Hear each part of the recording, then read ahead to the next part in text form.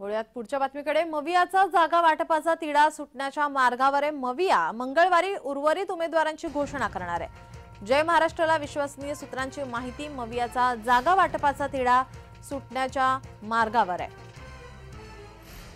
मविया मंगळवारी उर्वरित उमेदवारांची घोषणा करणार आहे। या संदर्भात जय महाराष्ट्राला विश्वसनीय सूत्रांकडून माहिती मिळते आहे।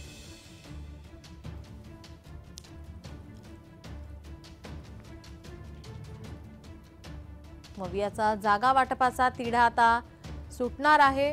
मवियाकडून आता उर्वरित उमेदवारांची घोषणा केली जाणार आहे। मंगळवारी या संदर्भात घोषणा होईल।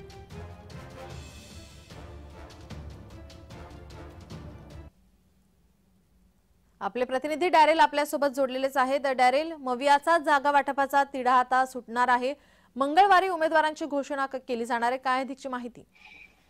नीलम, उद्या महाविकास आघाडीच्या वतीने उर्वरित जागांच्या संदर्भात घोषणा होणार आहे। सूत्रांनी दिलेल्या माहितीनुसार महाविकास आघाडीचा जागा वाटपाचा जो तिढा आहे तो सुटलेला आहे आणि या संदर्भात उद्या 11 वाजता उद्धव ठाकरे, नाना पटोले आणि शरद पवार यांची एक संयुक्त पत्रकार परिषद देखील होणार आहे। आपण पाहिलं तर सांगलीच्या जागेवरून शिवसेना आणि काँग्रेसमध्ये वाद आहे।